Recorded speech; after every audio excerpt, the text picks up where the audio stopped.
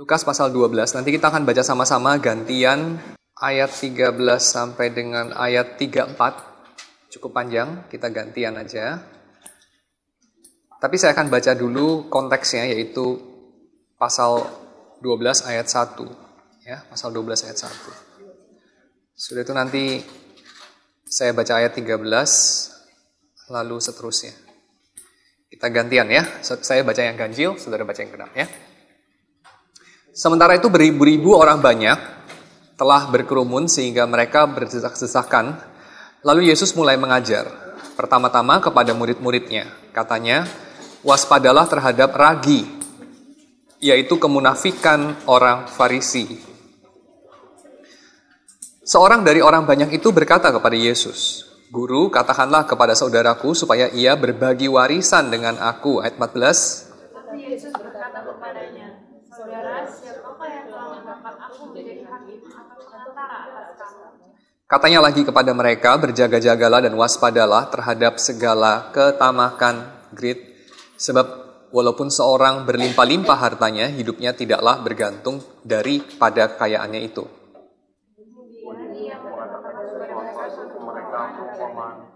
Seorang kaya tanahnya berlimpah-limpah hasilnya. Ia bertanya dalam hatinya, apakah yang harus aku perbuat sebab aku tidak mempunyai tempat di mana aku dapat menyimpan hasil tanahku. Lalu katanya, inilah yang akan aku buat. Aku akan merubah bumbu-bumbu dan aku akan mendirikan yang lebih besar dan aku akan menyimpan di dalamnya segala gandum dan barang-barang.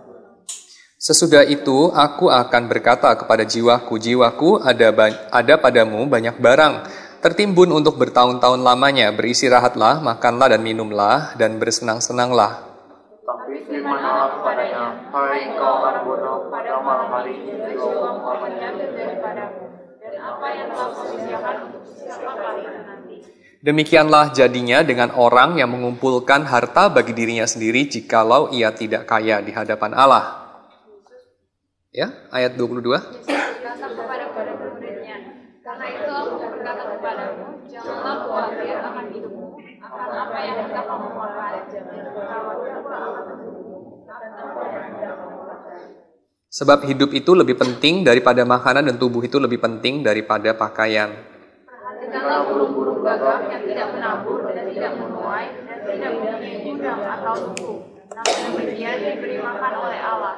Betapa jauhnya kamu melebihi burung-burung itu. Siapakah di antara kamu yang karena kekhawatirannya dapat menambahkan sehasta pada jalan hidupnya? Jadi jika kamu tidak sanggup membuat barang yang paling kecil, mengapa kamu khawatir akan hal-hal lain? Perhatikanlah bunga bakung yang tidak memintal dan tidak menenun, namun aku berkata kepadamu, Salomo dalam segala kemegahannya pun tidak berpakaian seindah salah satu dari bunga itu. Jadi jika rumput di ladang yang hari ini ada dan besok dibuang ke dalam api, demikian dia dari Allah. Terlebih lagi kamu, hai orang yang kurang percaya. Jadi janganlah kamu mempersoalkan apa yang akan kamu makan atau apa yang akan kamu minum, dan janganlah cemas hatimu. Semua itu dicari bangsa-bangsa di dunia yang tidak mengenal Allah. Akan tetapi Bapamu tahu bahwa kamu memang memerlukan semuanya itu. Tetapi carilah kerajaannya, maka semuanya itu akan ditambahkan juga kepadamu. Janganlah takut, hai kamu kawanan kecil, karena Bapamu telah berkenan memberikan kepadamu. Jualah segala milikmu dan berikanlah sedekah, buatlah bagimu pundi-pundi yang tidak dapat menjadi tua, suatu harta di surga yang tidak akan habis, yang tidak dapat didekati pencuri dan tidak dirusakkan ngengat. Karena di mana hartamu berada, di situ juga hatimu berada. Mari kita masuk dalam doa ya.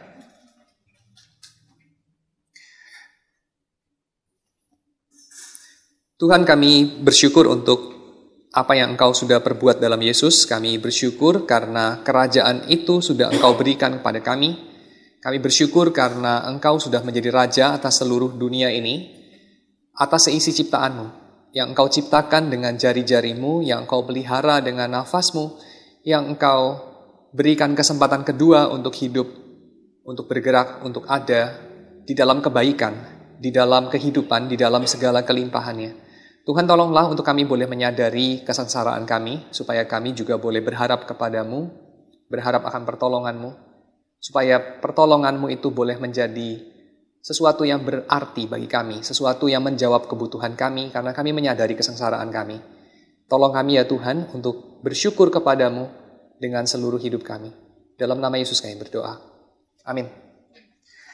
Ya, hari ini kita akan membahas mengenai greed atau ketamakan, keserakahan, ya, you name it. Greed ini kalau kita bandingkan dengan ketujuh dosa maut yang lain, ada hubungan yang sangat dekat dengan apa? Hubungan yang sangat dekat tetapi barangkali terbalik. Ya, saya kira greed itu adalah kebalikan daripada dosa yang kemarin barusan kita bahas, yaitu akedia, kemalasan. Ya, jadi ini di satu sisi ini adalah kebalikan lawan daripada akedia, atau sloth. Ya, Paman Gober itu nggak malas. Paman Gober itu industrious. Ya, tidak ada orang serakah yang malas. Atau saudara barangkali bisa sebutkan contohnya orang serakah yang malas. Ada nggak? Ada nggak orang serakah yang depresi? Kalau orang yang depresi karena serakah barangkali banyak, tapi mereka tidak mengalaminya sekaligus. Saya menyadarinya ketika saya bertumbuh menjadi semakin malas. Ya, keserakan saya berkurang. Dulu waktu saya masih muda, waktu itu internet belum terlalu cepat, saya rajin untuk mengumpulkan di laptop saya itu hal-hal yang saya kira saya perlu, tapi kemudian belakangan saya tahu bahwa saya mengumpulkannya hanya karena saya serakah saja. Ya, artikel-artikel, barangkali lagu-lagu atau film-film atau software kadang-kadang. Ya, jadi saya mengumpulkannya di sana. Dan saya mengumpulkannya karena saya punya dorongan atau minat tertentu kepada yang saya kumpulkan. Tapi pada satu titik dalam hidup kita, saya kira, kita akan mengalami kemalasan. Kemalasan itu terjadi kalau kita kemudian kehilangan alasan untuk mengumpulkan. Kita kehilangan alasan untuk mengumpulkan itu kenapa? Karena kita merasa bahwa yang kita kumpulkan nggak begitu berarti ternyata. Ya, setelah bertahun-tahun saudara punya komputer, setelah berpuluh-puluh tahun barangkali saudara punya komputer ya. Beberapa di antara kita itu digital native, so dari lahir pun sudah punya komputer, mungkin bawa tablet waktu dari kandungan ibu sudah bawa sesuatu. Saudara tahu bahwa setelah bertahun-tahun itu ada pergeseran, yaitu apa? Yaitu kita sudah tidak begitu berminat lagi kepada gadgets kita. Kita tidak begitu berminat lagi kepada apa yang dulu kita pernah berminat. Seringkali begitulah ya. Saya tidak mendapati orang itu punya hobi atau obsesi itu bisa bertahan terlalu lama sih. Ada nggak sih di sini yang punya obsesi itu bisa bertahan lama banget gitu? Lalu mempertahankan level passion yang sama gitu. Kayaknya nggak ada ya. Biasanya hobi itu anggot-anggotan kan ya? Bener nggak? Saya nggak tahu. Kalau pengalaman saya sih begitu ya. Hobi fotografi ya, setelah barangkali belasan tahun. Lama-lama itu passionnya menurun ya. Anyway, saya juga bukan fotografer, so ya. Hobi apalah, Anda bisa sebutkan ya. Biasanya itu setelah bertahun-tahun menurun.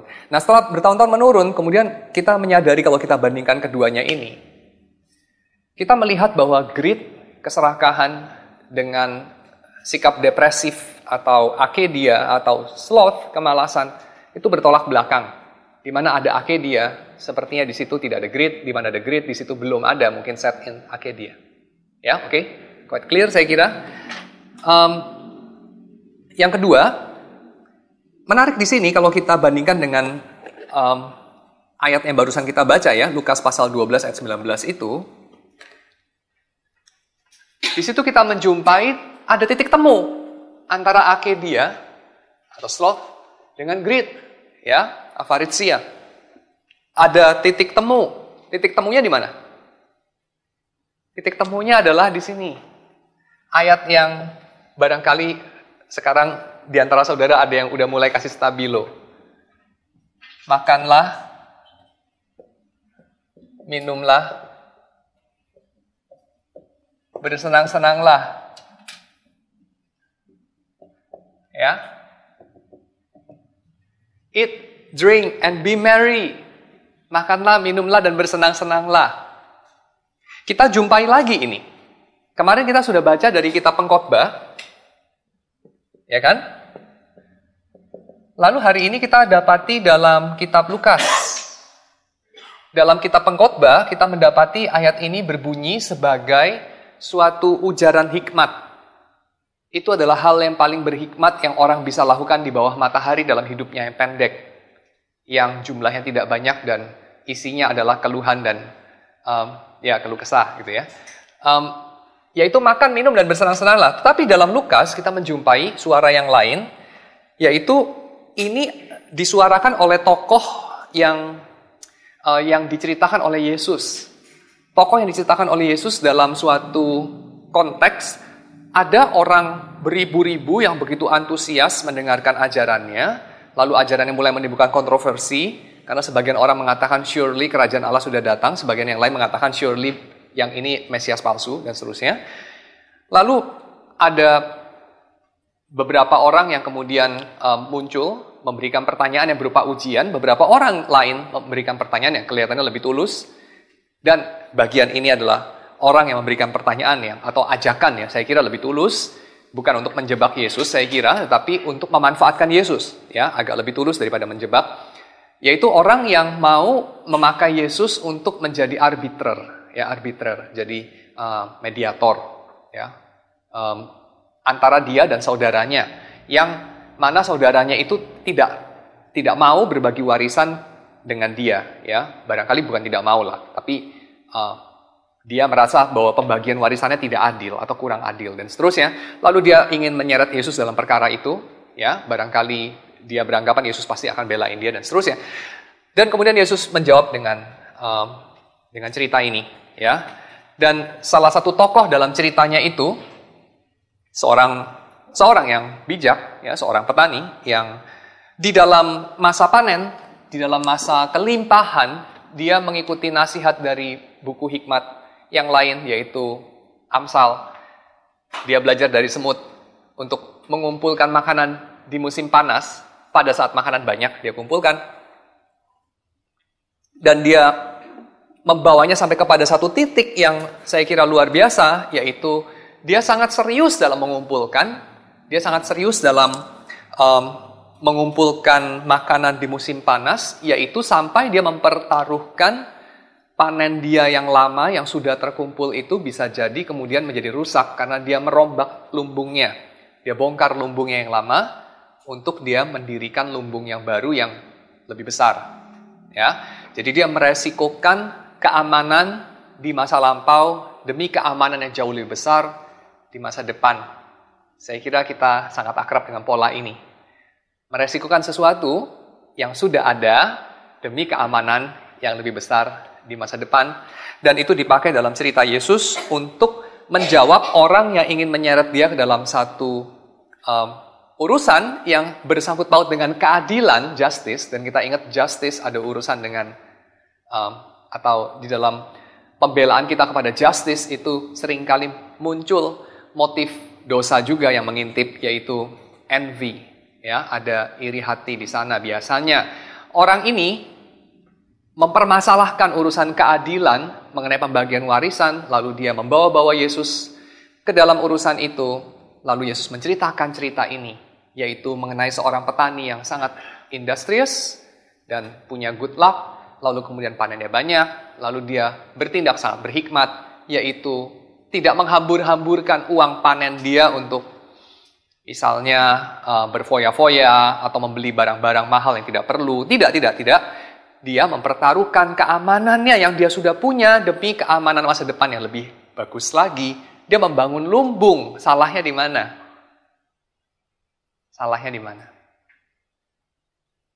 Ada yang kurang nggak dengan petani itu? Dari cara Yesus menggambarkan si petani itu. Kita lanjutkan dulu catat dulu itu. Lalu dari mulut petani itu, kita mendengar dia berbicara kepada diri sendiri, "Hai jiwaku, ada banyak barang tersedia bagimu untuk masa depan. Jadi makanlah dan minumlah dan bersenang-senanglah. Ya. Kesimpulan yang sama, makanlah, minumlah, dan bersenang-senanglah. Karena apa? Coba saudara yang sudah ketemu tolong dibaca bagian itu. Kenapa makan, minum, dan bersenang-senang? Apa alasannya? Coba Anda kutip secara verbatim di situ. Mengapa makan, minum, dan bersenang-senang? Sebab ada berlimpah-limpah, tersedia banyak. Karena hartanya berlimpah-limpah, karena tersedia ada banyak barang. Lalu dia mengatakan, hai jiwaku, beristirahatlah, makanlah, minumlah, dan bersenang-senanglah. Beristirahatlah, hai jiwaku.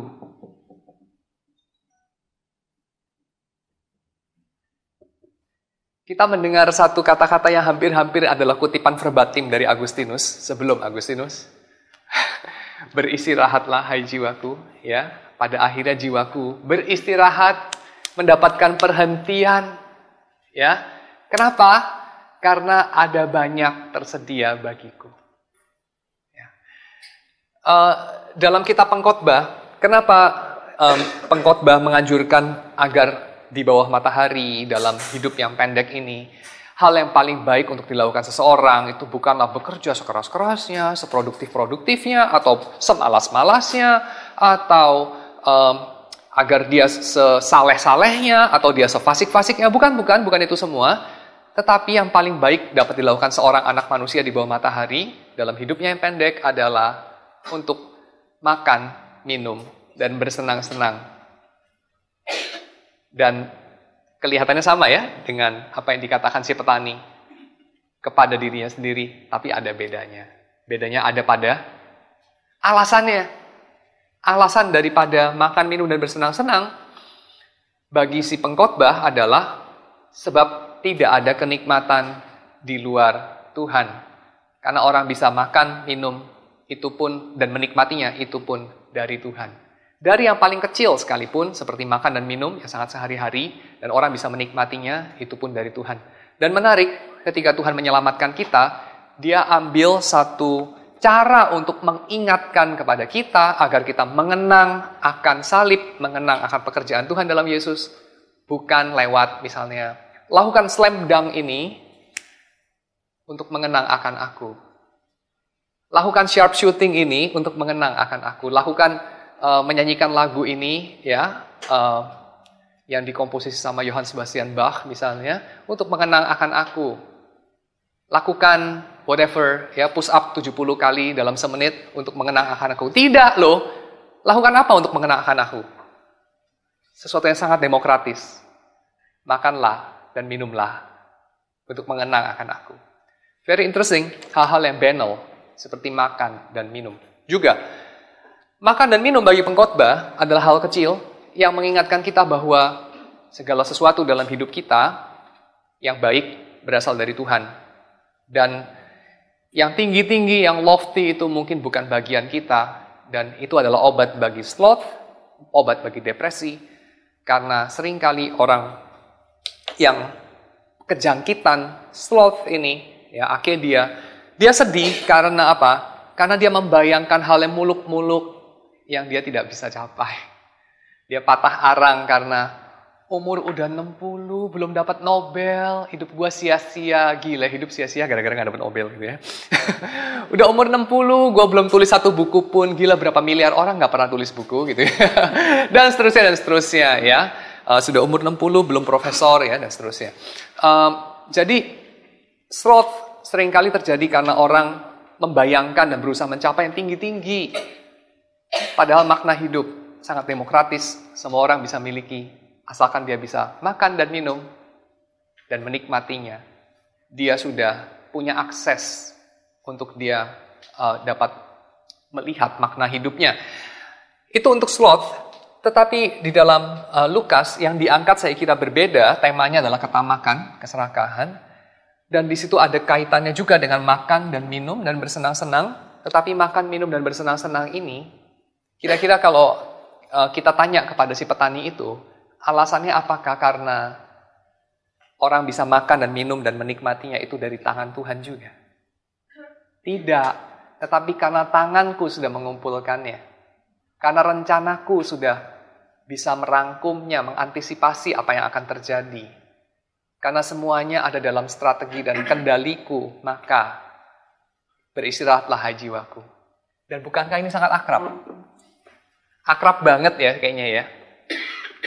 Nantilah ketika saya sudah punya properti cukup di sini dan di sana, ketika perusahaan sudah jalan, nantilah ketika saya sudah anak saya sudah cukup besar untuk pegang usaha sendiri, nantilah dan seterusnya, nantilah itu kita pakai untuk apa? Untuk menunda apa? Untuk menunda ini loh, untuk menunda rest. Ya, rest. Untuk menunda beristirahatlah hai jiwaku. Dan kekhawatiran daripada orang yang industrious adalah dia khawatir kalau dia rest, kemudian dia akan berhenti. Kalau dia rest, dunia akan terus berputar dan dia akan sulit untuk mengikuti lagi, untuk memanaskan mesin lagi, dan dia akan ketinggalan. Ada yang salah nggak dengan takut kalah?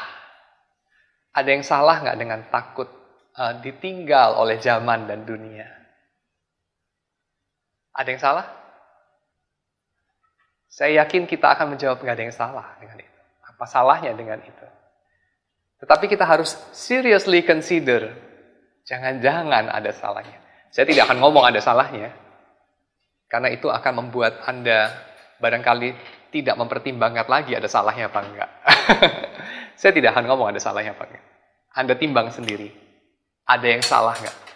Atau kita terbawa kepada sesuatu yang salah enggak? Kalau kita kemudian dikejar, dihantui oleh itu, takut ketinggalan, takut kalah, takut beristirahat. Sekarang, kita selalu mengatakan beristirahat itu nanti, toh? Beristirahat itu nanti. Nantilah $1 lagi, kata Rockefeller. Saya akan berhenti. Ya, saya akan mengatakan cukup. Konten. Just $1 more. Ya, tapi itu $1 more. Itu masalahnya. Jadi infinite progress akhirnya. Sampai infinity nggak berhenti dia. Ya, bergerak terus. Wortelnya selalu di depan. Wortelnya nggak pernah kegigit sama si keledai. Dia maju terus ya, berlari mengejar wortel yang tinggal sedikit lagi.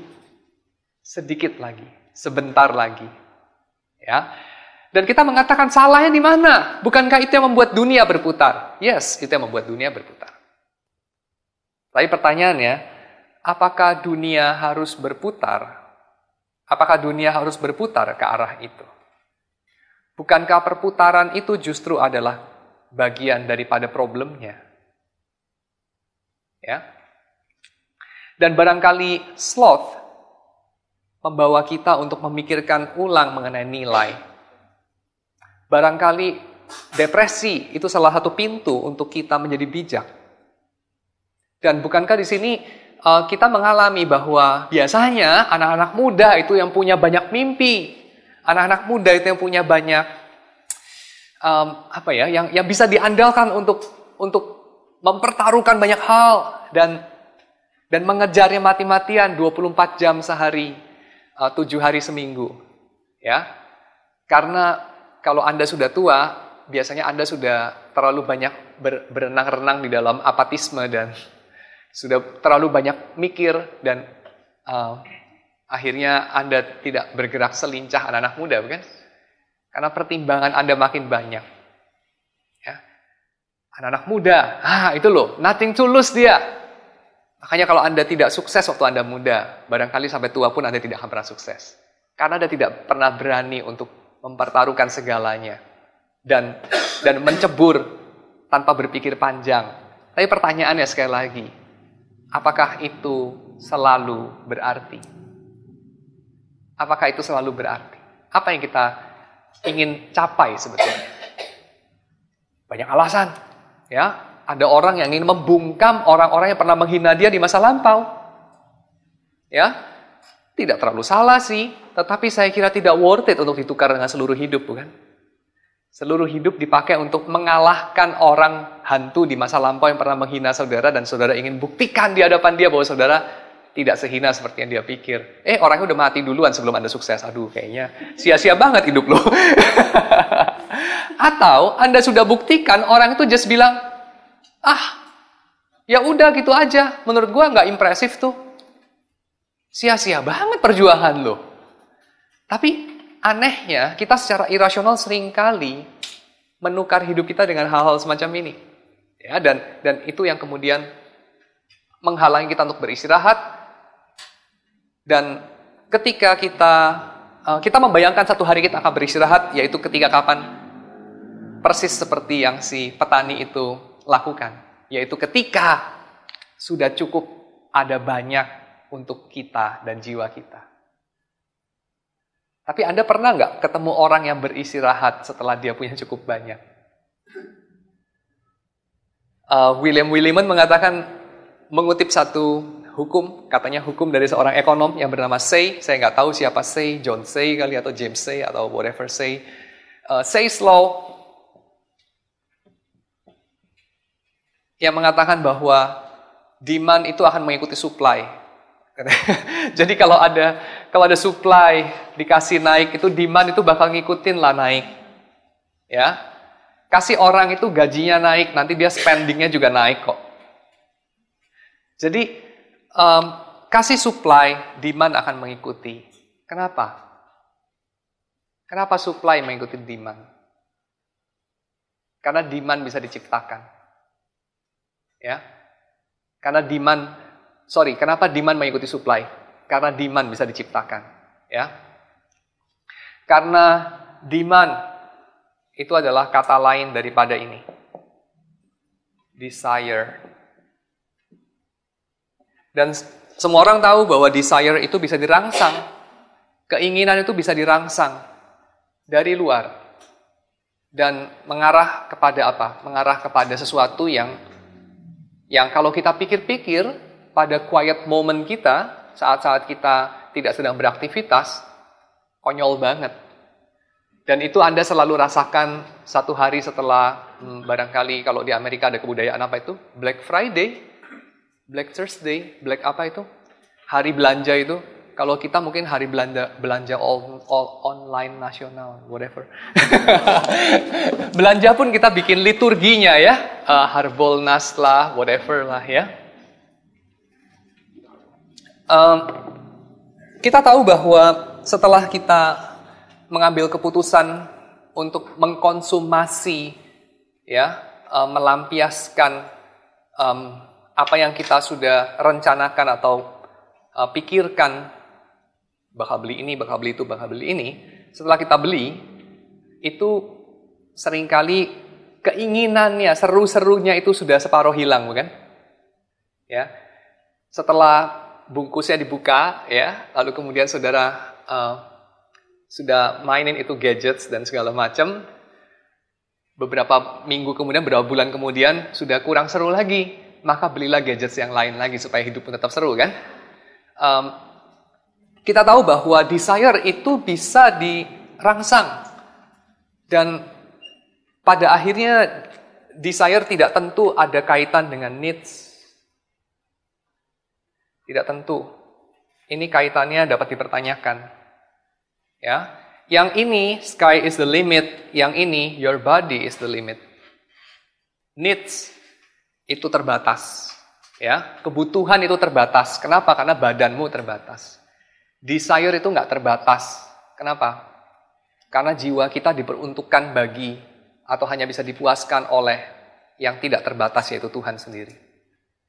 Simple logiknya Agustinus, kalau Anda berusaha memenuhinya, memuaskannya dengan sesuatu yang terbatas, Anda akan berakhir dengan pengejaran seumur hidup. Unrest. Tapi unrest ini, saudara bayangkan suatu hari akan berhenti. Kapan berhentinya? Dalam eskatologi kita, berhentinya adalah ketika ada tersedia cukup bagimu. Tetapi apa yang dibentangkan Yesus tidak seperti itu. Ya, kapan kita mengatakan beristirahatlah hai jiwaku bukan ketika kita punya cukup banyak.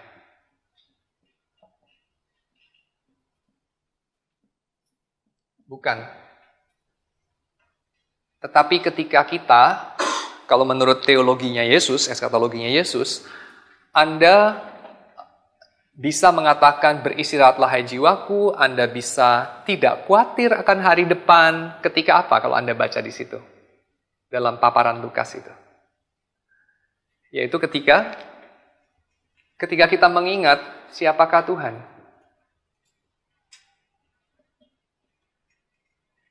Dan khususnya siapakah Tuhan bagi kita.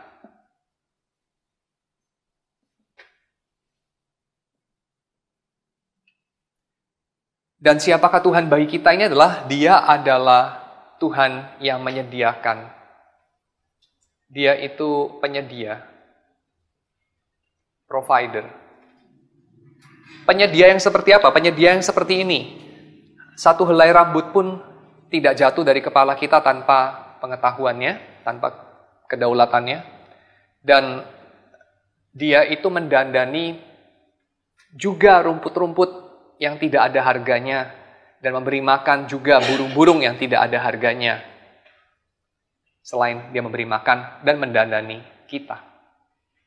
Ketika kita menyadari bukan berapa banyak saya punya, tetapi siapakah Tuhan itu bagi kita, saat itu kita sudah langsung masuk kepada hal ini. Rest. Kita sudah masuk kepada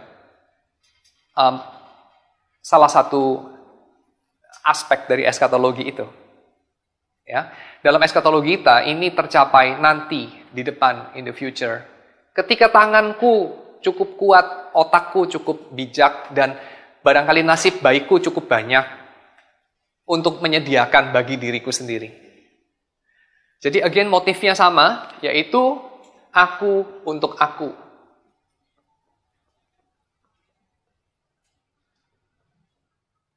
Aku untuk aku, ya. Incurvatus in se.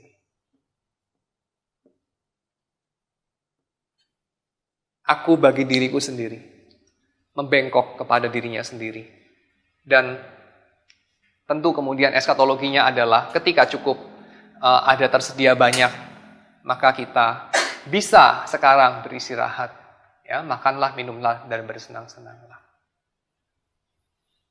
Oke, tetapi masalahnya adalah desire ini terus naik, sehingga tidak mungkin kemudian kita mengalami rest ini. Ini adalah fata morgana, ya, $1 more, itu fata morgana. Greed menurut James Ogilvy itu bekerja seperti ini terhadap dosa-dosa yang lain. Greed turns love into lust, leisure into sloth, hunger into gluttony, honor into pride, righteous indignation into anger, and admiration into envy. If it weren't for greed, we would suffer fewer of the other vices, katanya. Ya. Jadi keserakahan merubah cinta menjadi hawa nafsu, sukacita dan kesenangan menjadi kemalasan, atau istirahat menjadi kemalasan. Lapar menjadi kerakusan, kehormatan atau harga diri menjadi keangkuhan, kemarahan yang bijak, kemarahan yang suci menjadi kemurkaan yang membakar kita, dan kekaguman kepada orang lain barangkali menjadi iri hati. Ya,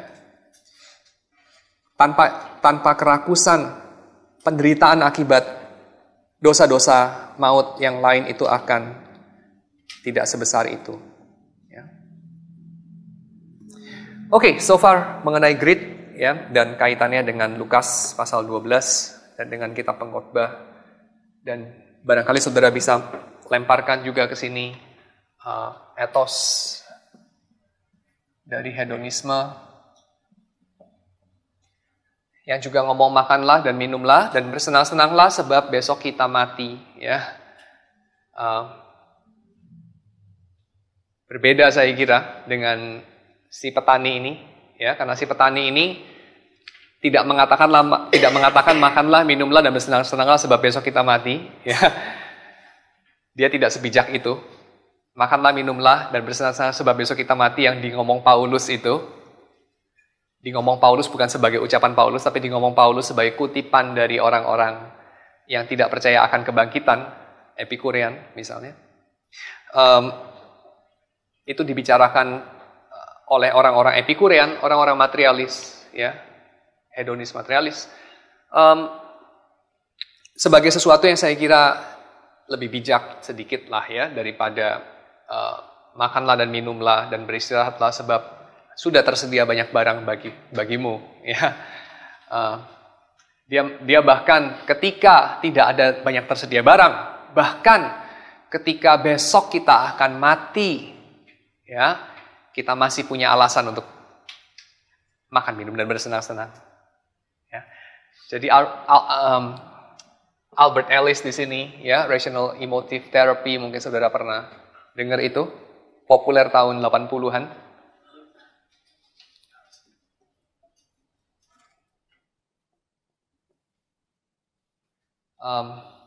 Basically, Stoicism, adaptasi dari Stoicism, atau hedonism even.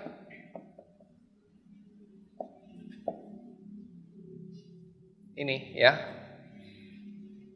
Ya, tapi saya kira di antara keduanya itu baik hedonisme dicampur dengan stoicisme maupun etos yang lebih kasar sedikit, ya, makanlah dan minumlah dan bersenang-senanglah sebab ada tersedia banyak barang. Itu tidak menyebabkan sungguh-sungguh istirahat, ya. Dalam kisah Lukas ini kemudian Yesus mengakhiri dengan bagaimana jika malam ini jiwamu diambil daripadamu, ya. Bagaimana jika malam ini jiwamu diambil daripadamu? Untuk apakah yang engkau sudah kumpulkan itu, ya? Untuk siapakah itu yang engkau sudah kumpulkan? Jadi tentu di sini Yesus bukan sedang addressing yang kemarin kita bicarakan, ya. Jika besok kita mati, maka sekarang pun kita bisa makan, minum dan bersenang-senang di luar Tuhan, even bukan, ya, bukan addressing itu, tapi addressing yang ini, ya, tentunya. So, jadi bagaimana kita mengobati greed, ya? Greed ini membawa kita kepada pengharapan yang palsu, eskatologi yang palsu, yang akhirnya melahirkan kita. Beberapa orang punya gambaran, ya, kita menjadi seperti tikus yang mengejar-ngejar itu, ya, di rat race itu, ya, tikus yang puterin itu. Gimana sih gambar tikus? Saya nggak pinter gambar, gimana sih? Ya gitulah pokoknya tikus, ya. Bayangin aja itu tikus. Dia lari-lari itu sini muter gitu kan. Kita seperti tikus yang bikin puter itu roda sirkus itu, ya, dan nggak kemana-mana dia. Rat race, ya, kita balapan tikus di kota Jakarta ini, ya, balapan dengan harga rumah dan tanah yang makin cepat naiknya gitu kan. Kita balapan rat race, tapi nggak kemana-mana. Nah,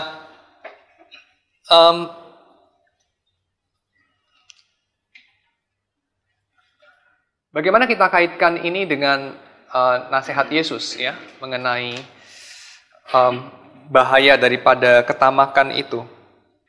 Apa obatnya bagi rat race? Sebelum kita masuk kepada Yesus, saya kira saya coba untuk menyajikan sesuatu yang lain dulu, ya, sebagai backdropnya. Jadi kasih kanvasnya dulu, nanti baru kasih lukisan toh. Backdropnya Buddhisme dan juga Stoicisme menawarkan sesuatu cara untuk keluar dari rat race ini. Apa itu caranya? Cara klasik sih. Kalau desire tidak ada ujungnya, kalau desire ini nggak bisa dipuaskan, tidak membawa kepada rest, maka taruhlah desire ini, padamkan desire itu. Maka janganlah engkau mengingini apapun. Ya, termasuk tidak ingin untuk tidak mengingini. Jadi tenangkan desire-mu itu. Supaya apa? Supaya kamu bisa bahagia. Ya. Tapi solusi ini tidak, saya kira bukan solusi daripada kekristenan. Ya, Calvin mengatakan kalau orang tidak punya desire lagi, ya dia sama saja dengan kayu atau batu, dan Tuhan tidak menciptakan manusia sebagai kayu atau batu, toh. Maka saya kira tidak banyak alasan bagi orang Kristen untuk melatih diri menjadi kayu atau batu.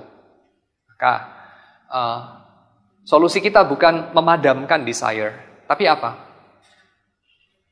Solusi kita adalah mengarahkan desire. Ya, mengarahkan desire. Orang Kristen itu bukan orang yang tidak punya desire apa-apa. Orang Kristen bukan orang yang tidak punya ambisi. Orang Kristen seharusnya orang yang punya sangat besar ambisi sesuatu, tapi ambisi yang didisiplinkan, ambisi yang diarahkan. Sama dengan saya kira barangkali aspek-aspek lain dalam hidup manusia, ya, Tuhan itu tidak menghendaki basically kita itu untuk menyangkali keterciptaan, tapi merayakannya, ya. Seperti Tuhan tidak menghendaki orang Kristen tidak mengolah bumi, berdiam diri saja, membiarkan semuanya pristine, tidak diolah, ya, tetap liar. Tetapi Tuhan menginginkan kita mengolahnya, menjamah bumi itu, tetapi tidak menghancurkannya, mengembangkannya dengan kata lain. Ya, jadi ini jalan tengah Kristiani antara merusak atau tidak ngapa-ngapain terhadap bumi. Kita mengembangkannya, mengembangkan potensi-potensinya. Ya, demikian orang Kristen dengan desire ini. Kita tidak terpanggil untuk terbakar dengan desire, terbakar dengan greed dalam hal ini. Ya, desire untuk memenuhkan diri sendiri, mencukupkan diri sendiri, mengumpulkan banyak supaya bisa beristirahat, ya. Atau kita juga tidak terpanggil untuk memadamkannya, tapi kita terpanggil untuk mengarahkannya kepada yang tepat. Kepada yang tepat ini apa? Kita arahkan slogannya, ya, logo ininya, klisenya, kita arahkan kepada Tuhan. Agar Tuhan sendiri yang memuaskan dahaga jiwa kita, agar kita bisa beristirahat di dalam Tuhan, agar Tuhan sendiri menjadi upah kita, ya, yang besar, sehingga kita tidak ingin apa-apa lagi, karena Tuhan yang mengembalakan kita. Ya, the Lord is my shepherd, I shall not want. Ya, tetapi seperti apa itu? Tuhan itu gembalaku, aku tidak ingin apa-apa lagi, aku tidak kekurangan apa-apa lagi. Itu seperti apa sih konkretnya? Menjadikan Tuhan sebagai harta kita, menjadikan Tuhan sebagai yang memenuhkan segala desire kita, sehingga kita tidak desire yang lain lagi. Itu seperti apa sih sebetulnya? Saudara, di sini ada usulan untuk menjawab pertanyaan ini?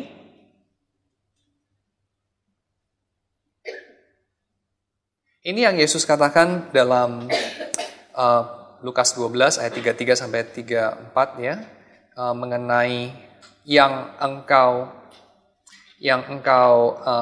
hargai itu, hartamu itu ada di mana, ya. Your precious, kalau dalam gambarannya Tolkien, ya, Gollum, Lord of the Rings, ya, Gollum selalu mengatakan my precious, lalu dia akhirnya terjun ke kawah di mana? Mordor, di gunung itu, ya, dan mati bersama-sama cincinnya itu. My precious, dia bilang. Itu kata-kata terakhir dia sebelum nyebur ke lava itu, kan. My precious. Nah, apa artinya menjadikan Tuhan sebagai our precious? Ya, apa artinya? Saya kira kita perlu sebuah gambaran, ya. Gambaran kita apa? Gambaran kita, ya, yang seperti dinyatakan di dalam Alkitab adalah antara gereja dengan Tuhan ada relasi seperti pernikahan. Ya kan? Gereja itu mempelai Kristus. Sehingga seperti desire kita kemudian bukan kita padamkan, tapi juga bukan kita hangus terbakar oleh desire itu seperti Paulus katakan dalam 1 Korintus pasal yang ke-7, tetapi desire kita itu memenuhi konsumasinya secara fruitful, sehingga dia bukan menghasilkan api yang membakar, dia juga bukan padam, tetapi dia menghasilkan api yang memberikan kehidupan. Ya, api yang memberikan kehidupan. Di dalam pernikahan. Jadi, desire, seperti kita lihat desire di dalam pernikahan, kemudian menghasilkan api yang menghidupkan. Seperti apa itu desire kita untuk memiliki dunia ini, menghasilkan kehidupan ketika desire itu menemui pemuasannya di dalam Kristus. Seperti apa itu? Ya, jadi sekali lagi ya, saya bandingkan ya. Di dalam pernikahan, sebelum orang itu menemukan pasangannya dan menikah dengan orang itu punya desire, kata Paulus. Dan desire itu bisa membakar dia, bisa gosong tuh. Terus Paulus bilang mendingan lu menikah daripada gosong gitu ya. Jadi bukan pakai sunblock. Jadi itu seperti apa ketika menikah lalu kemudian tidak gosong itu? Desire itu kemudian menjadi sesuatu yang menghidupkan dan bukan mematikan. Saya kira salah satunya adalah ini, menempatkan segala sesuatu pada tempatnya di dalam ciptaan. Ya. Di antaranya adalah menempatkan yang Anda inginkan itu dalam tanda kutip the object of your desire menjadi sesuatu yang atau di dalam tempat yang tepat, ya. Ketika Anda melampiaskan desire seks Anda dengan seorang atau beberapa orang perempuan yang bukan istri Anda, yang terjadi adalah Anda sedang memperlakukan orang itu dan Anda memperlakukan diri sendiri sebagai bukan manusia. Ya, sehingga tidak bisa berkembang relasi-relasi yang sehat dalam kelakuan-kelakuan semacam itu. Tidak bisa berkembang satu kehidupan lewat relasi-relasi semacam itu. Kita bisa bicara hal ini tentang aspek-aspek lain dalam relasi. Misalnya, dalam eksploitasi antara pekerja dengan yang dia pekerjakan. Tidak bisa muncul kehidupan dalam relasi semacam itu. Tuan dan budak itu mengembangkan semacam relasi yang dalam anugerah umum Tuhan kemudian bisa muncul sesuatu yang indah juga dari situ, tetapi tidak seindah ketika perbudakan dihapuskan. Tidak seindah ketika si pekerja itu tidak lagi dilihat sebagai budak yang dieksploitasi, tetapi sebagai sesama manusia yang saling menolong dengan si tuannya. Ya, jadi bukan hanya relasi seksual, tapi juga relasi kerja. Dan Anda bisa bicara yang lain lagi, relasi antara mahasiswa dengan mahasiswa dengan dosen gitu ya. Itu ada relasi di mana misalnya cara-cara yang tidak baik, apa ya cara-cara yang tidak baik ya, yang tidak membuka ruang untuk kehidupan.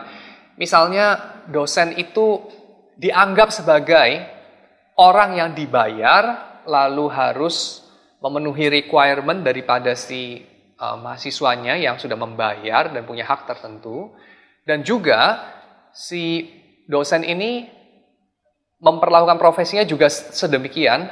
Dia jualan ilmu, gue bisa sesuatu lalu gue kasih sesuatu lalu lu kasih gue uang, that's it ya. Saya kira memang bisa berkembang sesuatu dari relasi itu, tetapi yang berkembang itu tidak akan seindah, tidak akan seluas kalau Anda menempatkannya secara tepat. Begitu ya. Jadi logiknya begini, kalau Anda tempatkan secara tepat di dalam tatanan ciptaan, maka relasi yang berkembang itu akan membuka ruang kehidupan, ruang kehidupan yang tadinya tidak ada. Tadi saya sudah kasih contoh mengenai di dalam pernikahan, ya, di dalam pekerjaan, juga dalam edukasi, dalam penelitian juga saya kira, ya. Relasi-relasi yang di mana orang yang satu memperlakukan orang yang lain secara tepat sebagai manusia, di sana akan muncul sebuah ruang bagi kehidupan, ruang yang tidak kebayang sebelumnya. Ya, contoh ya. Saya kembali kepada contoh pernikahan itu ya, misalnya ya. Orang yang promiskuous, ya promiskuous itu apa sih? Dia gonta-ganti pasangan gitu ya, promiskuous. Dia tidak pernah mengalami kebebasan yang dapat dialami oleh seseorang yang dengan setia mengikatkan dirinya kepada satu pasangan. Dia tidak akan mengalami kebebasan itu. Di antaranya kebebasan apa ini? Saya sudah pernah sebutkan sebelumnya, jadi saya ulangi saja. Kebebasan untuk membuka diri secara percaya. Kebebasan untuk percaya, dia tidak bisa punya itu. Kebebasan untuk mempercayakan diri kepada orang lain. Kebebasan untuk being vulnerable. Dengan kata lain, kebebasan menjadi diri sendiri. Orang itu tidak akan punya di dalam relasi di mana dua orang itu tidak percaya kepada janji yang ditepati. Itu akan hilang dari relasi yang promiskuous. Nah, kenapa saya pakai ini? Karena kita melihat di dalam Alkitab ada analogi dengan pernikahan, relasi Tuhan dan umat, dan kita ini sedang bicara mengenai menjadikan Tuhan sebagai milik kita yang memuaskan desire kita dengan Tuhan tentu saja berbeda dengan desire kita kepada pasangan kita. Dan desire kita kepada pasangan kita tentu juga bukan melulu seksualitas. Tetapi yang saya maksudkan adalah itu semua ada kaitannya, bukan? Itu semua ada kaitannya. Karena tesis dasar yang saya pakai adalah ini. Bukan God is about sex, seperti Freud katakan, tetapi saya kira sex is about God. So marriage is about God. Ya. Dan titik temunya di mana? Titik temunya di sini. Interpersonal relationship,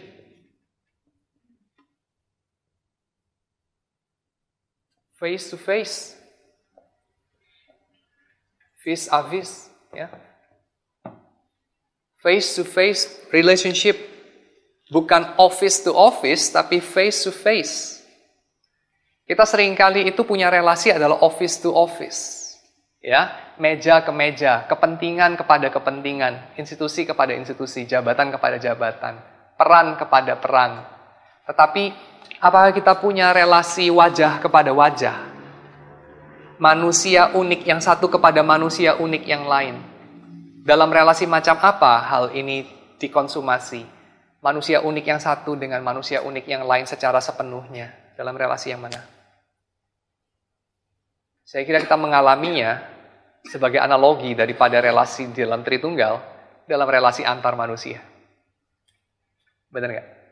Seperti dalam relasi Tritunggal, pribadi yang satu itu memenuhi pribadi yang lain tanpa menjadi pribadi yang lain itu. Demikian dalam relasi antar manusia seharusnya terjadi. Pribadi yang satu memenuhi, hadir di dalam pribadi yang lain tanpa mengubah atau bukan tanpa mengubah, tanpa mendominasi, tanpa meniadakan ruang bagi pribadi yang lain itu. Ini namanya interpersonal relationship. Ya, saya kira sex is about this, ya, is about relationship.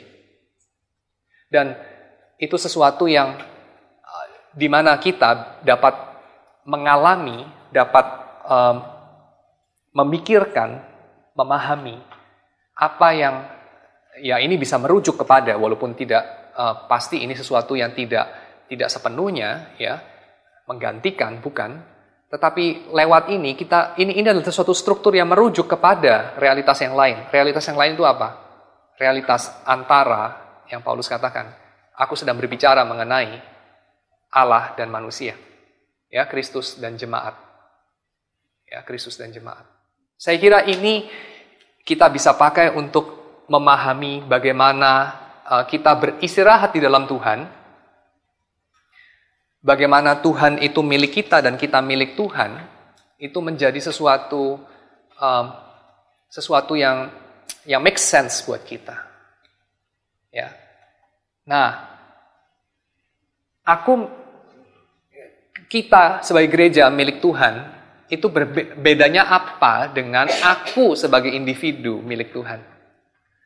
Karena analogi mempelai ini, kalau kita perhatikan, Kristus itu mempelai gereja.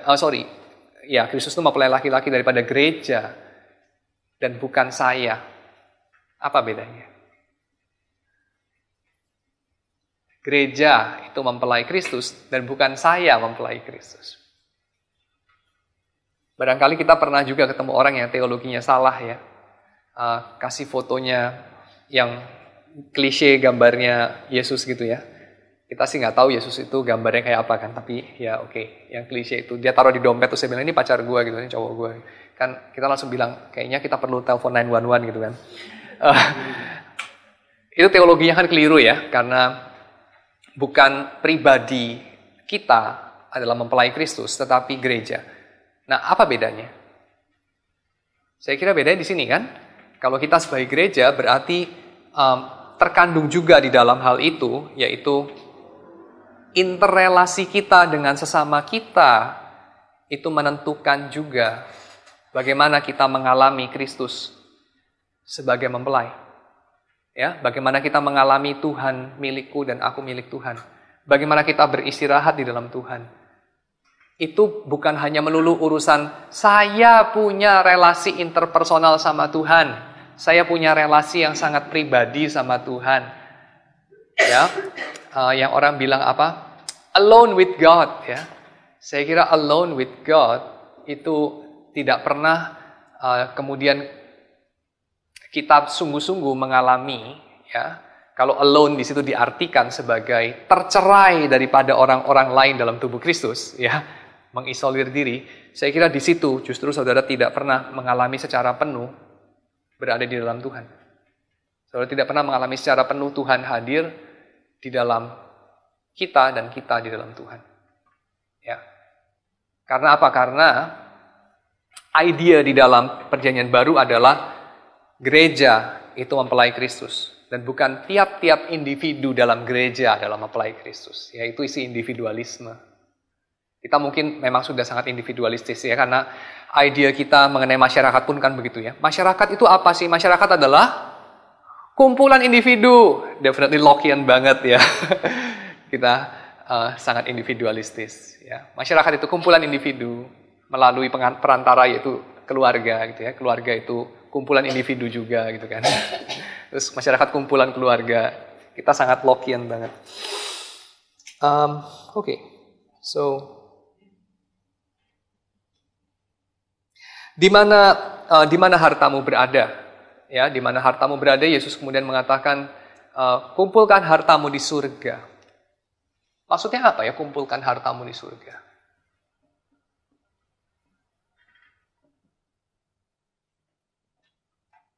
Kumpulkan di surga di situ kalau dipahami dalam kosmologi Platonik, berarti surga itu bukan di sini.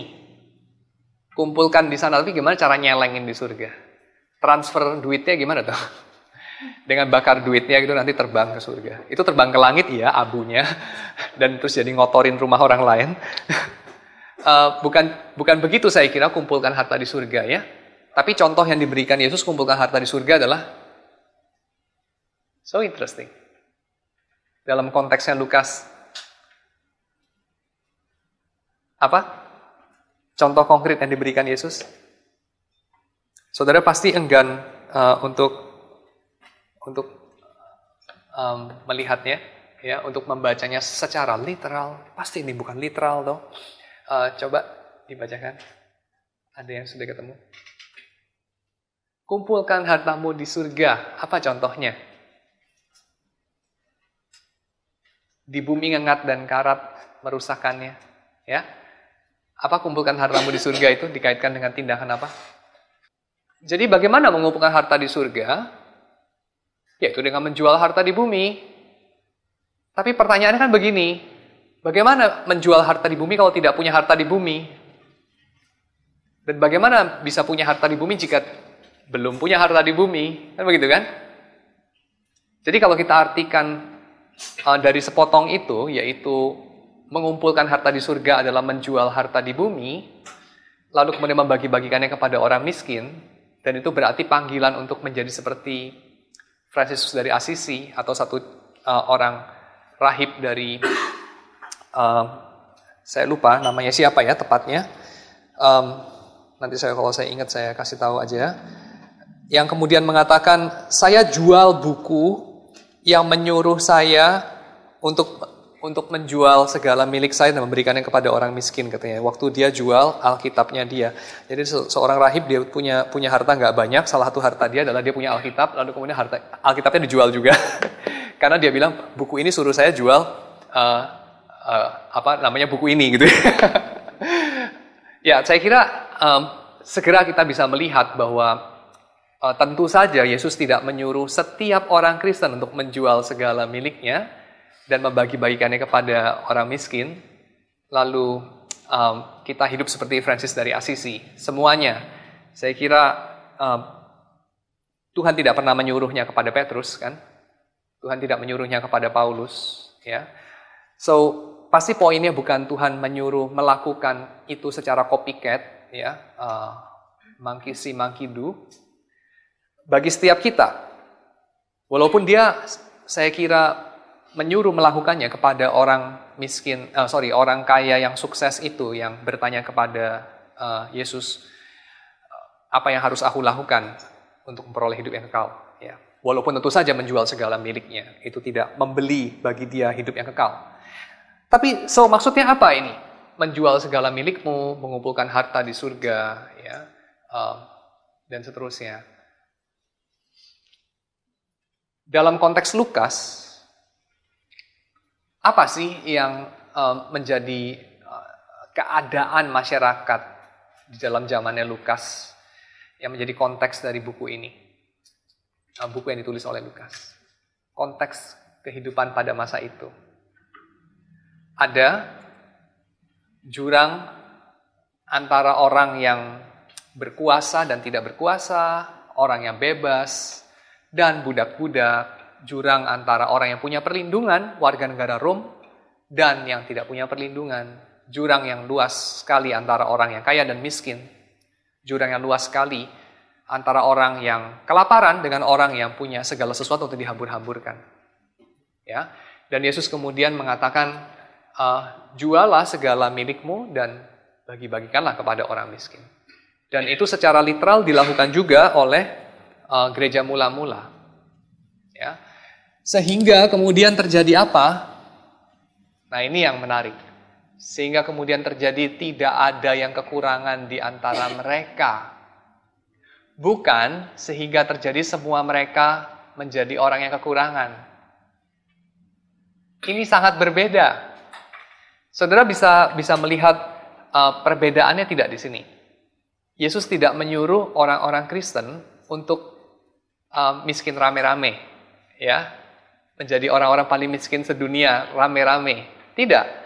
Tetapi Yesus menyuruh orang-orang Kristen untuk menjadi murah hati, dan dengan demikian tidak ada yang kekurangan di antara mereka.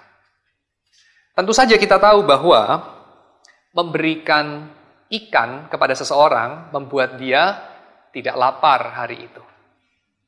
Tapi memberikan pancing kepada seseorang membuat dia tidak lapar selama beberapa tahun. Dan ngajarin orang itu untuk bikin pancing dan nangkep ikan, saya kira membuat dia tidak lapar selamanya, kan begitu ya? Kurang lebih. So, tentu saja, even Bill Gates tahu bahwa menghasilkan $1 miliar itu barangkali lebih gampang daripada spend $1 miliar secara bijak. Kalau spend $1 miliar secara nggak bijak sih gampang, lalu kasih gue aja, gue bisa kasih tahu lu caranya gimana. Secara bijak itu sulit. Itu sulit. Sehingga panggilan kita saya kira adalah bukan cuman fokus kepada mengumpulkan sebanyak-banyaknya, memikirkan dan mendisiplin diri untuk mengumpulkan sebanyak-banyaknya, tetapi berdiskusi dan mencari hikmat dan berpikir dan melakukan untuk menyalurkan. Ya, untuk menyalurkan. Sehingga itu menjadi manfaat. Sehingga itu menjadi satu kebahagiaan bagi segala makhluk. Tapi menyalurkan di sini pasti bukan menyalurkan dalam arti lu tiap hari bawa gobanan atau cepecengan gitu ya. Terus lu ketemu siapapun lu bagi gitu ya. Polisi cepet lu bagi cepeceng gitu kan. Kenapa? Kan gue punya bertriliun-triliun di gue punya saldo. Jadi gue mesti bagi-bagi.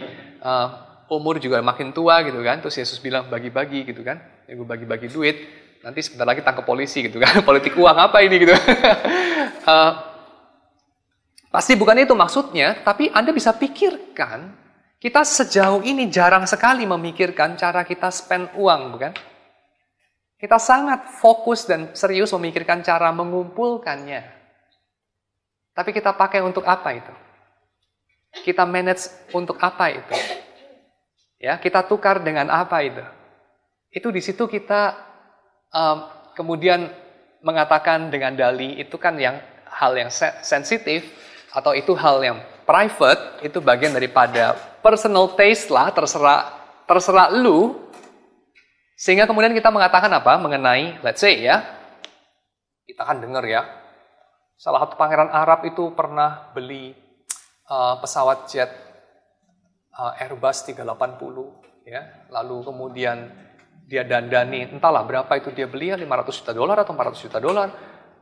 Wah, itu duit berapa triliun ya dipakai untuk beli pesawat jet yang bisa buat 800 orang itu. Dia pakai hanya untuk berapa puluh orang saja tentunya. Dan dia dandani dengan mewah sekali ya. Ada kolam renang gitu ya. Ada garasi buat tampung dia punya Rolls Royce 2 biji di pesawat itu. Dan seterusnya, dan seterusnya. Lalu kita bilang apa? Suka-suka dia lah. Ya kan? Duit-duit dia. Dan juga anyway, saya dengar belakangan dia jual lagi, maybe dia jual juga untung gitu kan. Jadi suka-suka dia kan. Lu ngapain ngurusin cara orang spend? Saya kira saya juga tidak usil ngurusin cara dia spend uang dia. Tapi poin saya adalah, ini seringkali sikap kita. Sikap kita adalah, cara dapetinnya, oke, ada etika di situ, ada hal-hal yang sebaiknya jangan dilakukan di situ. Cara spend-nya, nah itu terserah. Kan ini my hard-earned money, jadi cara spend saya terserah. Tapi Yesus di sini mengatakan cara spend-nya itu bisa membuat perbedaan. Cara spend-nya bisa membuat perbedaan. So di sini saya kira kita harus seimbang. Greed berbicara bukan hanya cara mendapatkannya, berapa banyak Anda mendapatkannya, tapi juga berbicara mengenai cara Anda spend, untuk apa itu, dan seterusnya. Dan ini semua tidak kemudian bermuara kepada semacam legalisme murahan. Orang Kristen tuh nggak boleh kaya. Aduh, kalau saldo di bank itu udah lebih dari $1 juta, itu sudah nggak Kristen lah itu. Aduh, sudah serakah banget. Saya kira tidak. Orang bisa punya 10 triliun dan dia itu setia dalam mengelola itu. Orang juga bisa punya hanya $100.000 di bank dan dia greedy. Poinnya juga bukan pada private attitude di dalam batinnya yang tidak terlihat, bukan juga. Jadi ini orang bilang mengenai, saya kira salah mengerti, salah memakai istilah juga. Etika motivasi, yang penting motivasinya di dalam gitu ya. Ya sekalian aja gue bunuh lo, lalu kemudian ya lo udah berhenti bernapas, gue bilang kan niat gue baik lo gitu ya, menyelamatkan dunia dari orang jahat kayak lo gitu kan, maka gue bunuh lo. Etika motivasi gitu ya, saya kira itu salah kan. Penilaiannya bukan cuma niatan di dalam, tetapi juga apa yang kita kerjakan dengan niatan itu. Dan di sini saya kira kita berbicara mengenai desire, itu berkaitan bukan hanya dengan cara kita mengumpulkan, tapi juga cara kita spend, dan itu ada hubungan dengan sesuatu yang lebih mendasar lagi, yaitu kita lagi ngapain di bawah matahari. Kita lagi ngapain? Cerita hidup kita apa? Orang yang greedy, cerita hidupnya ini, aku ada untuk aku. Aku ada untuk aku. Orang yang godly mengatakan, aku ada untuk Tuhan. Bukan Tuhan ada untuk aku dan aku ada untuk aku, tapi aku ada untuk Tuhan. Dan ngapain Tuhan mengadakan aku? Karena Tuhan ingin dunia ini diurus. Tuhan ingin ciptaan dikelola. Apa kaitannya dengan apa yang aku peroleh dan apa yang aku spend? Kaitannya di sini. Ketika kita punya desire sudah beristirahat di dalam Tuhan, saat itu yang kita inginkan di atas segalanya adalah menyenangkan Tuhan. Dan kalau menyenangkan Tuhan berarti kita berbuat sesuatu mengenai global warming, kita berbuat sesuatu. Menyenangkan Tuhan kalau itu berarti kita berbuat sesuatu mengenai ketiadaan vaksin malaria, kita berbuat sesuatu mengenai itu. Kalau menyenangkan Tuhan berarti kita berbuat sesuatu mengenai ketimpangan edukasi di dunia ini, kita berbuat sesuatu mengenai itu. Kalau menyenangkan Tuhan berarti kita mesti berbuat sesuatu tentang peperangan yang disebabkan oleh industri senjata, kita mesti berbuat sesuatu mengenai itu. Kalau peperangan itu ada hubungannya dengan krisis energi, kita juga mesti berbuat sesuatu mengenai itu. Untuk menyenangkan Tuhan. Ya. Dan untuk menyenangkan Tuhan ini bukan seperti untuk menyenangkan Molok, karena Tuhan Yahweh adalah dewa yang berbeda dengan Molok. Molok disenangkan dengan darah. Yahweh disenangkan dengan apa? Dia disenangkan ketika kita saling mengasihi. Dia disenangkan ketika kita berjalan dalam keadilan. Ketika kita menyuarakan kasus-kasus tidak adil yang dialami orang-orang yang bisu, orang-orang yang tidak bisa bersuara. Yahweh disenangkan karena itu. Ya, saya kira di sini jelas ketika desire kita bukan lagi untuk beroleh istirahat di luar Tuhan. Tapi desire kita sudah dikenyangkan, ya, bukan ditiadakan tapi dikenyangkan oleh apa yang memang dimaksudkan untuk jiwa kita, yaitu Tuhan. Saat itu baru kita bisa menjadi caretaker yang baik bagi dunia ini. Ketika kita tidak derive fruition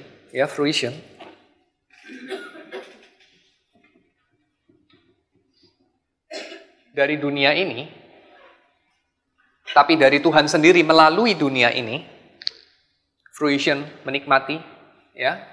Jadi kita bukan menikmati dunia ini demi dunia ini, tapi kita menikmati dunia ini dalam rangka menikmati Tuhan. Ya, kita menggunakan dunia ini dalam rangka menikmati Tuhan. Saat itu, saya kira, baru kita bisa menjadi caretaker yang baik. Ya, dan salah satu bagian dari kita menjadi caretaker yang baik adalah kita tidak digerakkan oleh desire untuk memperoleh sebanyak mungkin demi diri saya sendiri, ya. Oke, so sampai di sini, saya kira kita bisa mulai mendaftarkan. Jadi kira-kira sketsa solusinya bagaimana, ya, sketsa remedinya bagaimana.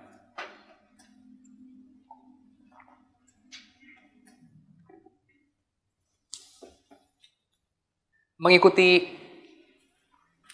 anjuran Yesus itu, ya, remedinya adalah awasilah hatimu, awasilah apa yang engkau inginkan. Jadi jualah segala milikmu itu adalah mengajak kita untuk menguji hati kita, apakah hati kita melekat pada harta benda kita atau pada Tuhan. Thomas Aquinas menawarkan solusinya adalah liberalitas. Solusi bagi greed adalah liberalitas, bukan akedia. Ya, solusinya bukan ke sini karena ini another sin.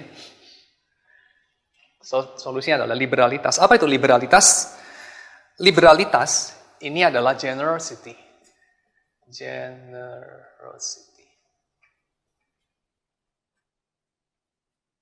Kita bisa menjual segala milik kita dan memberikannya kepada orang miskin karena kita tidak punya desire untuk hal-hal itu lagi. Dan itu bukan solusi yang dimaksudkan Thomas Aquinas. Itu bukan solusi yang Kristiani juga saya kira. Ya, kita jual, kita let go. Kenapa? Karena gue udah gak kepengen. Ada loh orang seperti itu. Ya, misalnya ya, saudara bisa melihat ada banyak rumah yang terbengkalai kan? Orang tidak lihat lagi saking banyaknya properti dia gitu ya. Maka ada banyak rumah yang dia, gue punya rumah itu loh, ternyata ya baru ketemu sertifikatnya di bawah tumpukan, udah banyak kencing tikusnya gitu kan, tumpukannya banyak banget gitu kan, ternyata gue masih punya rumah di sini gitu kan, masih punya gedung ini, ternyata gedung itu gedung gue gitu ya, baru ketemu sertifikatnya satu gedung cuma punya dia rumahnya. Mungkin ada orang seperti itu, dan bagi orang seperti itu mungkin kehilangan sepertiga, ya nggak apa-apa lah, gue juga udah lupa anyway gitu ya. Bukan seperti itu yang Yesus maksudkan menjadi obat bagi greed. Ya, jadi obat bagi greed itu bukan Alzheimer. Lupa segalanya, properti dia berapa banyak. Bukan. Tapi obat bagi greed adalah dengan menghargainya setinggi-tingginya. Bagaimana menghargai setinggi-tingginya apa yang kita miliki? Bagaimana menghargai setinggi-tingginya setiap rupiah yang Anda punya? Setiap properti yang Anda punya? Dengan memakainya sesuai dengan kehendak Tuhan. Bagaimana memakainya sesuai kehendak Tuhan? Memakainya demi cinta kepada Allah dan sesama. That's it. Apakah itu berarti Anda memindah tangankannya atau tidak? Jawabannya tergantung situasinya. Karena kalau itu di tangan Anda, ya, berarti Anda percaya bahwa Anda adalah orang yang paling tepat untuk mengelolanya. Kalau di tangan orang lain, berarti Anda percaya orang itu adalah orang yang paling tepat untuk mengelolanya. Jadi ketika Anda melihat apa yang Anda punya, Anda melihatnya bagaimana? Sebagai sumber security? Atau sebagai sesuatu yang Tuhan percayakan untuk Anda kelola? Kalau Anda punya 10 miliar di bank, barangkali Tuhan memang mempercayakan 10 miliar untuk Anda kelola. Dan buntut daripada 10 miliar itu kan banyak ya. Itu kan ekuivalen dengan misalnya apa? Bisa menggaji sekian orang dengan spesifikasi sekian berapa tahun. Dan menggaji orang-orang itu kan untuk kerja dan mengerjakan apa? Merubah apa dalam dunia. Jadi Tuhan mempercayakan itu untuk Anda merubah apa dalam dunia. Begitu ya? Kalau Anda punya 10 triliun, ya berarti Tuhan mempercayakan sebegitu barangkali. Kalau Anda punya 10.000, ya Tuhan mempercayakan sebegitu barangkali. Maka berapa besar dan kecil yang Tuhan percayakan bukan urusan paling besar, tapi urusan paling besar Anda sudah Anda sedang mengelolanya bagi Allah apa tidak? Ya, Anda sedang mengelolanya bagi cinta kepada sesama apa tidak? Atau Anda sedang mengelolanya demi sekuritas masa depan yang tidak tentu juga itu?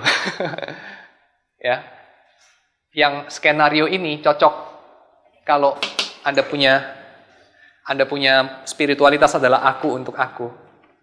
Ya, spiritualitas yang gila. Karena Anda tidak pernah bisa memastikan malam ini Anda tidur bangun lagi apa enggak. Oke, so bagi Thomas Aquinas solusinya adalah liberalitas, ya. Kenapa liberalitas? Ini ada hubungan juga dengan konsep kebebasan, ya, bebas. Anda bebas dari properti Anda apa tidak? Atau Anda diikat oleh itu? Anda dimiliki oleh yang Anda miliki atau Anda memilikinya? Ya, hartamu memiliki kamu atau kamu memiliki hartamu? Anda yang bisa menjawab. Ya, kalau Anda adalah orang bebas, maka Anda juga melihatnya sebagai sesuatu yang dipercayakan dan bukan sesuatu yang merupakan milik Anda.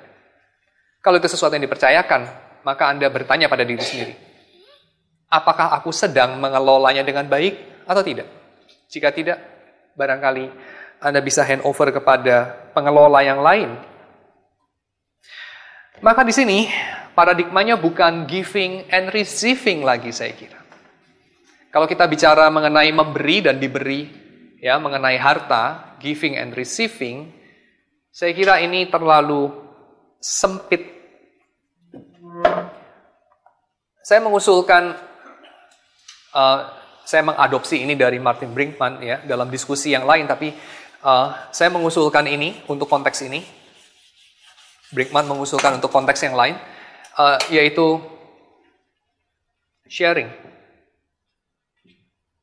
Jadi instead of giving, receiving,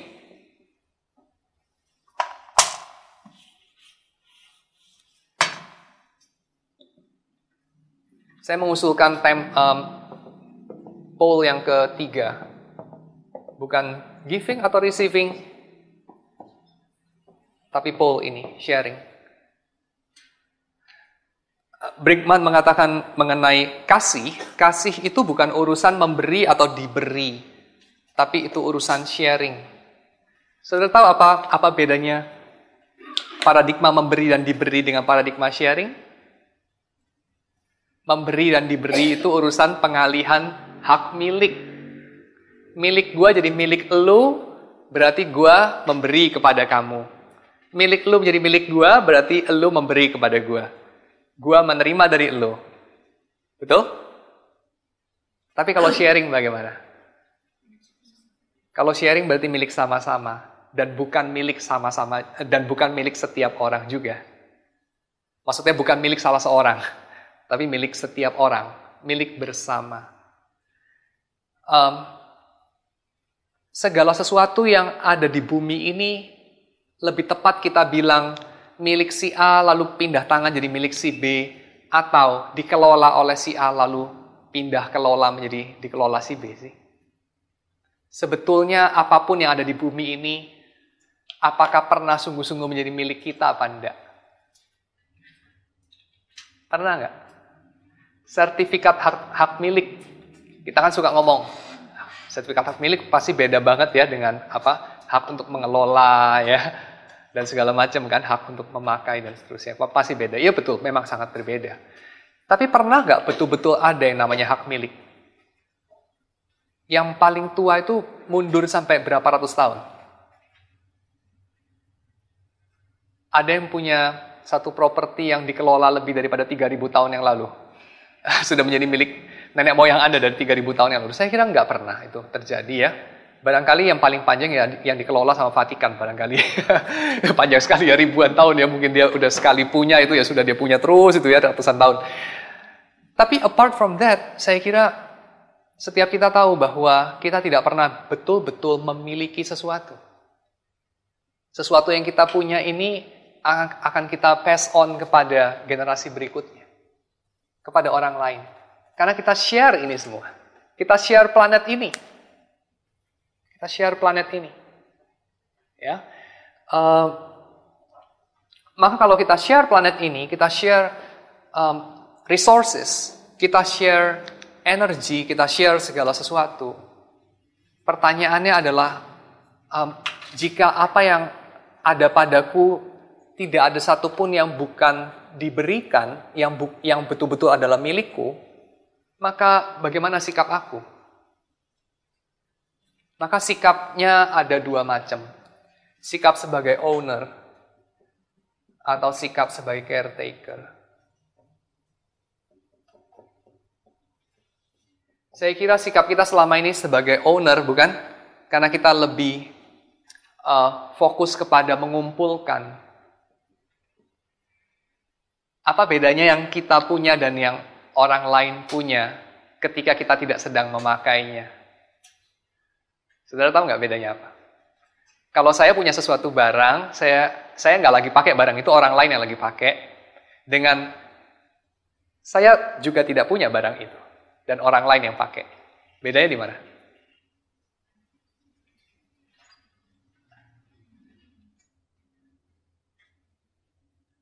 Bedanya di mana sih?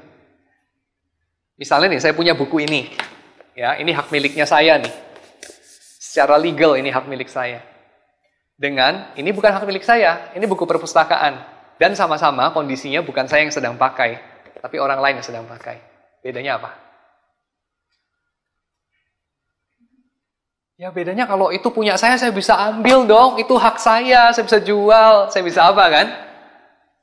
Oke. Berarti itu ada dalam tataran kemungkinan. Dan dalam tataran kemungkinan kita bisa bicara posibilitas yang lain juga. Yaitu kita menggantinya dengan paradigma saya sebagai pengelolanya. Jadi apa yang kita bisa kenakan paradigma memberi dan diberi, pertukaran hak milik, kita bisa juga bicara dalam paradigma sharing. Ya, tapi tentu saja paradigma sharing ini kita tidak bisa kenakan kepada orang yang tidak dengan sukarela mau melepaskan dalam tanda kutip hak miliknya. Tentu kita tidak bisa memaksa. Makanya yang join di dalam komunitas gereja mula-mula itu adalah orang-orang yang dengan sukarela melepaskan hak miliknya. Masih ingat cerita dalam khotbah minggu lalu atau 2 minggu lalu di tempat ini? Ya, itu ada, saya ingat ada satu cerita, saya lupa Pak Jethro atau Pak Billy yang cerita itu, ya, mengenai Ananias dan Safira itu, ya. Jadi mengenai komunitas gereja Kristen mula-mula. Jadi dalam komunitas itu, dalam sharing itu, economy of sharing itu, kita mendapati orang-orang yang memakai paradigma ini bukan milikku, tapi ini adalah sesuatu yang untuk sementara aku kelola dari Tuhan untuk Tuhan. Ya, so itu berakar juga kepada apa? Kepada antropologi, kepada siapakah manusia itu, siapakah diri kita, who are we? Ya, bersentuhan dengan itu. Jadi greed akhirnya obatnya adalah dengan eling. Eling apa? Eling kamu siapa? Kamu bukan Tuhan, kamu hanya manusia saja. Maka kita juga eling sebagai manusia saja. Kita tidak memiliki apapun, karena segala sesuatunya itu kita share sama-sama sebagai gift dari Tuhan. Ada yang punya hak nggak? Seorang pun dari kita nggak ada. Tapi apakah ini benar nggak ada yang punya? Ada yang punya. Siapa? Tuhan yang punya. Lalu dia memberi kepada kita. Ya. Dan setiap kita juga adalah propertinya Tuhan. Anyway, so di situ ada kebebasan. Ada liberty, ya. Dalam generosity itu ada liberty.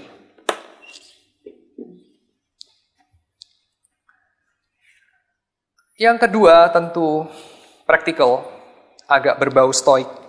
Sebab besok kita mati. Ya, Yesus mengatakan pada malam itu juga malam ini juga nyawamu akan diambil, ya. Memento mori, ingatlah, bisa jadi malam ini juga nyawamu akan diambil. Hidup itu pendek di bawah matahari dan fragile. Apakah kamu masih akan merancang skenario yang jahat itu bagi sesamamu untuk mengumpulkan $1 more ketika kamu sudah punya billions of dollar jika malam ini kamu mati? Barangkali tidak, toh? Jika malam ini kamu mati, banyak hal menjadi relatif. Hal-hal itu memang tidak pernah absolut. Tapi sehingga itu membuka ruang untuk kamu melihat hal-hal apa yang betul-betul absolut. Hal-hal yang tidak berharga atau harganya tidak setinggi itu menjadi telanjang sehingga kita mengetahui, melihat dengan jernih, memang itu tidak harganya setinggi itu. Dan di hadapan kematian, di hadapan ingatan akan kematian, kita mengetahui apa yang sungguh-sungguh berharga. Ya, oke. Yang sungguh-sungguh berharga adalah mengasihi Allah dan sesama. Yang ketiga, dari Francis Assisi bicara mengenai kebebasan, ini berkaitan dengan ini. Redere, to give back. Ya, untuk memberi, untuk mengembalikan. Assisi bicara ini, saya kira dalam konteks yang sama yang juga dibicarakan Aquinas, yaitu segala sesuatu adalah dari Tuhan. Ya, segala sesuatu itu berasal dari Tuhan. Exitus.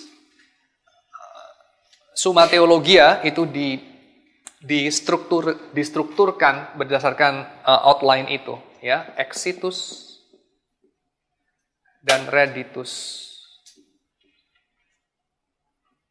keluar dari Tuhan dan kembali kepada Tuhan, maka panggilan kita dalam hidup ini adalah untuk melepaskan dan memberi kembali kepada Tuhan. Kalau dalam bahasanya Heidelberg Catechism, kehidupan kita ini, dedikasi kita ini, perjuangan kita di bawah matahari seharusnya adalah ini. Mengucap syukur. Ya, mengucap syukur. Kenapa lu mentaati Torah? Kenapa lu memperjuangkan kesalehan? Mengapa lu melawan dosa? Mengapa kamu melakukan charity, mengusahakan social justice? Mengapa dan mengapa dan mengapa? Jawabannya to give thanks. Untuk bersyukur. Untuk bersyukur kepada Allah yang sudah menyelamatkan kita dari kesengsaraan kita. Dan apa kesengsaraan kita? Kita melawan Tuhan, kita tidak bisa mencintai Tuhan dan sesama. Itulah kesengsaraan kita. Dan Allah melepaskan kita. Sehingga seluruh hidup kita persembahkan sebagai ucapan syukur. Tuhan, kami bersyukur untuk PA kami pada malam hari ini. Kiranya Tuhan juga memberkati percakapan kami di dalam persekutuan setelah ini, dan juga Tuhan berkati sisa waktu pada malam hari ini dan juga pekerjaan kami besok. Kiranya menjadi satu ucapan syukur yang tulus dari dalam hati kami kepada pertolongan yang Tuhan sudah berikan di dalam Yesus, dalam kehidupan yang baru yang Tuhan sudah bentangkan. Dalam nama Yesus kami berdoa. Amin.